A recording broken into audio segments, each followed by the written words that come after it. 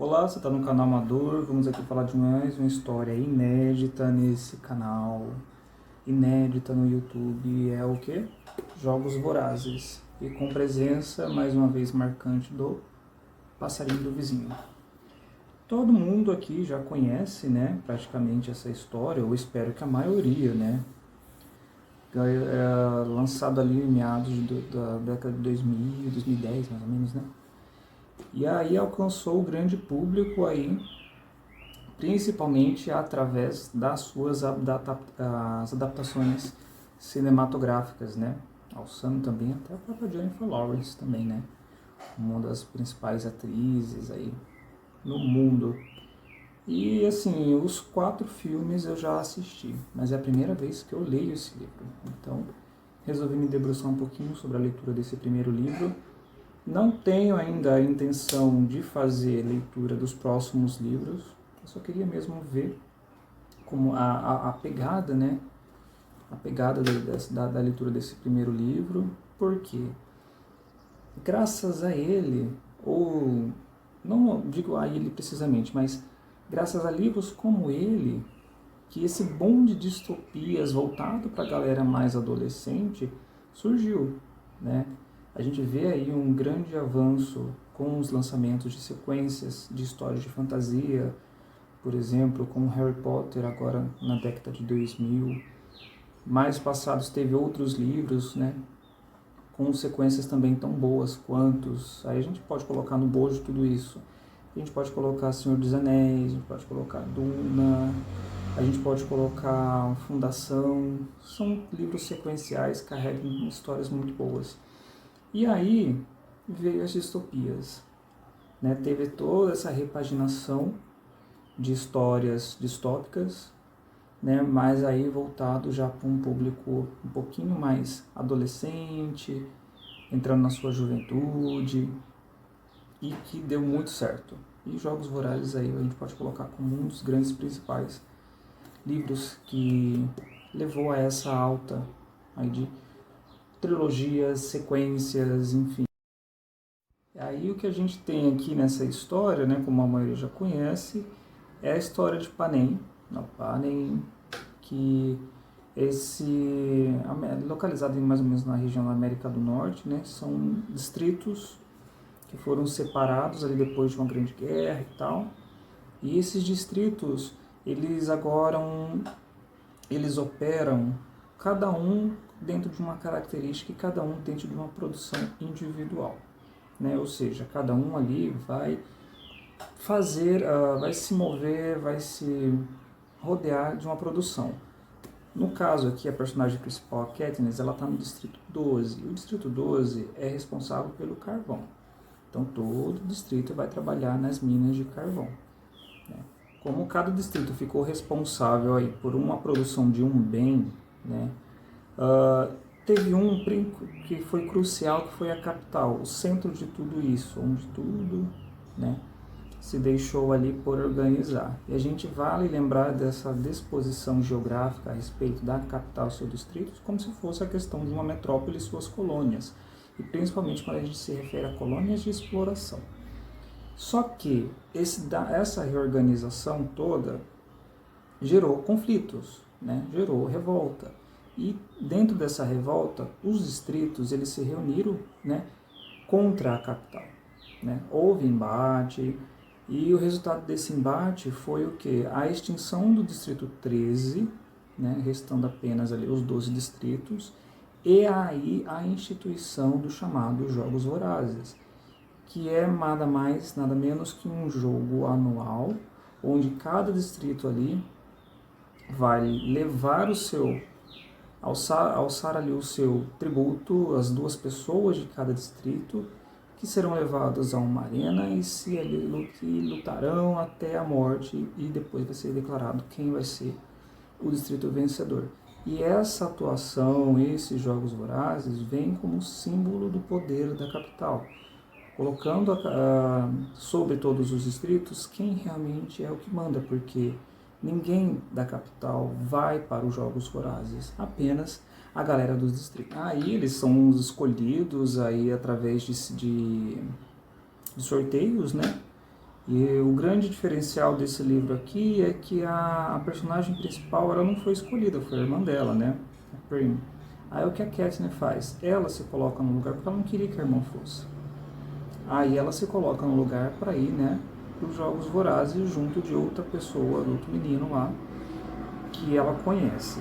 E aí eles são levados para a capital, eles passam por um momento de glamourização. Eles começam a observar que na capital até as roupas são diferentes, são costumes diferentes.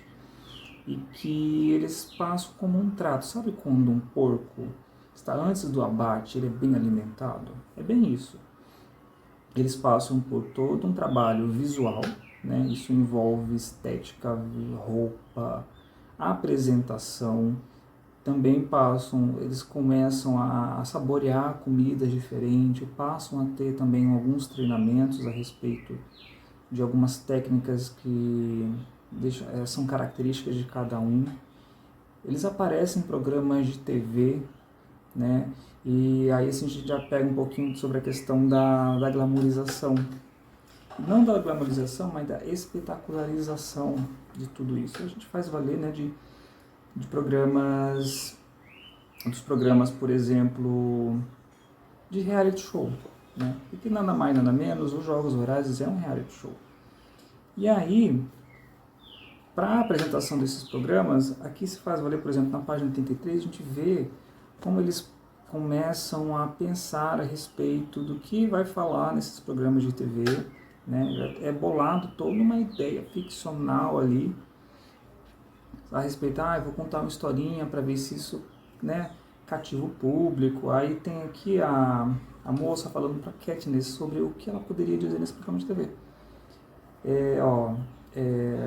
Mas dei o melhor de mim naquilo que eu mais deveria trabalhar. Diz ela ali que é a F, né, que ela faz todo o trato ali em cima da Katniss. Como Katniss sacrificou a si mesma pela irmã, como vocês dois lutaram com sucesso para superar a barbárie do distrito em que vivem. Barbárie, aí entra a Katniss, né, falando. Isso chega a ser irônico, o vídeo de uma mulher que nos está nos ajudando a nos preparar para uma chacina. Em que ela está se baseando no nosso sucesso? Em nossas maneiras à mesa? E aí o que ela quer dizer é que justamente isso, eles estão indo para uma barbárie, eles estão indo para a luta, para a morte, e ela preocupada em cativar o público com aquilo que ela está bolando ali nas narrativas dela. Isso faz me lembrar um pouquinho, inclusive, do que aconteceu com a Carol Conká, né? E todo o reboliço ali dentro do BBB no ano passado, dos problemas psicológicos, quanto essa espetacularização rendia audiência e a audiência rende dinheiro, em detrimento de problemas psicológicos, sociais, enfim, que essas pessoas acabam tendo dentro desse reality. Uma coisa que é interessante de se notar é que esses bens de produção que cada distrito fornece não é o bastante para a capital. Eles exploram também o sentimento das pessoas e controlam seus corpos, porque ao determinar que os Jogos Vorazes será feito de maneira anual e que serão obrigados as pessoas a irem para esses locais onde eles são escolhidas, né, totalmente aleatório, ou seja, não tem o ranking de quem é melhor ou menor, está todo mundo dentro do bojo. Há o controle desses corpos a respeito disso, em detrimento dessa espetacularização que a capital faz, né? E um fato legal aqui é falar sobre tributo. Olhar as pessoas como, por exemplo, apenas um corpo para a sua produção e um corpo para ali seu entretenimento, a gente pode comentar um pouquinho do que o Lukács chama de reificação. E reificação nada mais é que você tirar essa questão subjetiva desse sujeito e transformá-lo em um sujeito inanimado, né? Aí a gente se debruça um pouquinho sobre as teorias marxistas. Olha o comunismo de novo. E aí,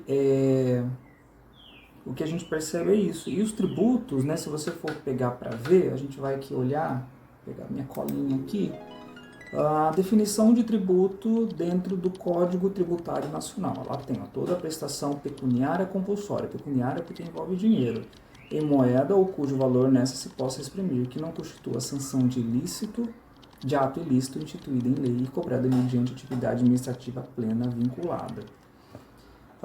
Então, os tributos aqui, eles servem para quê? Dentro da nossa lei hoje que rege a nossa realidade, os tributos precisam ter um fato gerador. Então, a gente hoje usa os tributos como fato gerador, que esse dinheiro vai ser voltado de novo para a população. Dentro dos Jogos Vorazes, os tributos nada mais é que o fato gerador é mostrar o poder da capital, né? Ou seja, demonstrar que aquilo que está acontecendo é por culpa de vocês. E uma cena que eu acho crucial é quando ela está lá no treinamento de arco e flecha. E aí ela percebe que as pessoas, por exemplo, eles estão ali, né, dentro daquele cenário, ela está treinando com arco e flecha e ela percebe que o pessoal da capital está ali observando o treinamento deles. E aí, ao perceber que eles não estão prestando atenção, ela se vira e atira uma flecha naquele pessoal e acerta uma maçã. Ela coloca: a mira foi excelente, eu me viro para os idealizadores dos jogos, uns poucos estão indicando aprovação, mas a maioria está fixada no porco assado que acaba de chegar ao banquete deles. A gente já percebe o quê? Né? Que não estão nem aí pro pessoal. De repente fico furiosa pelo fato de que, mesmo com minha vida por um fio, eles não prestam a mínima atenção em mim. Por meu espetáculo está sendo preterido por um porco morto. Meu coração começa a bater, sinto meu rosto queimando. Sem parar para pensar, pulso a flecha da aljava e mando na direção da mesa dos idealizadores dos jogos. Ouço gritos de alerta à medida que as pessoas se afastam da mesa aos trancos e barrancos. A flecha espeta a maçã na boca do porco e prende-a à parede. Todos me encaram sem conseguir acreditar. Obrigado pela consideração de vocês. Então faço uma leve mesura e caminho diretamente para a saída sem ter sido dispensada. Aqui ela vive indignada com isso. Ela está apostada para esse espetáculo, está sendo levada para o abate mesmo, e essas pessoas não estão nem aí, estão preocupadas com isso, né? E um fato legal que, assim, lendo sobre isso, eu consigo gostar mais da Katniss, né? Porque no filme passa aquela impressão, por exemplo, que ela é detentora de poderes extras especiais, né? E aqui a gente percebe um pouquinho que ela não. Eu, pelo menos, senti que ela é uma personagem comum e que está a todo momento tentando sobreviver. Eu acredito que, assim, eu consigo comprar as coisas que ela passou, obviamente, né? A decisão dela, por exemplo, lá do final sobre a questão das amoras e tal, você percebe que é uma decisão pequena, né? Uma decisão pequena, mas que tem um efeito muito grande, porque isso vai de encontro às próprias regras, né? Ela vai tecendo ali suas opiniões, o ato de atirar uma flecha no porco, das amoras, desse torneio mudar as regras no meio do jogo, e ela mesmo assim não se atentar e não querer seguir essas regras. Eu olho a Katniss como uma pessoa que está todo tempo tentando sobreviver e assim de uma maneira muito convicta, nada assim extra especial, com poderes mágicos, nada.